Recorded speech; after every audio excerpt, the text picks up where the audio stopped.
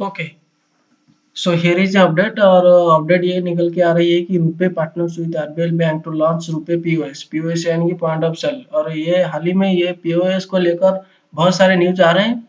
और ये न्यूज ये सब आ रहे हैं कि रुपे पीओएस बनाने के लिए अलग अलग बैंकों के साथ पार्टनरशिप कर रही है। उसका पार्टनरशिप चल रहा है अभी बैंकों के साथ। और एक पीओएस बनाने के लिए, पीओएस यानी कि पॉइंट ऑफ सेल, जो हमारे पेमेंट के लिए बहुत काम आता है। तो ये है उसका फुल आर्टिकल। हम यहाँ से आर्टिकल आर्टिकल को पढ़ लेते हैं।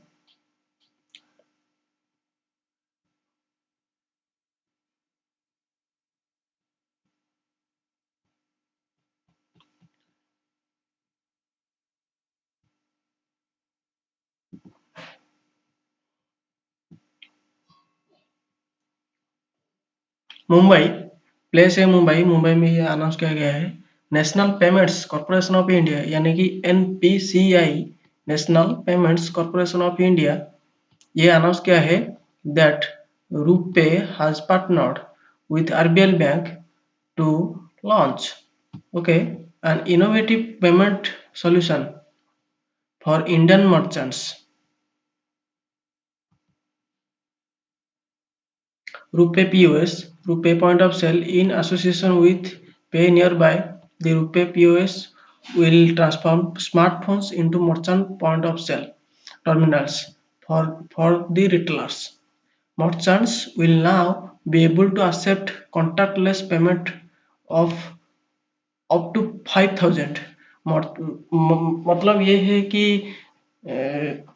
Before before this announcement, merchants will not able to get the acceptance of money above 5000, but after this agreement or after this partnership of RBL Bank with RuPay, merchants will now able to accept contactless payments of up to 5000 through a simple tap and pay mechanism of his NFC enabled mobile phones.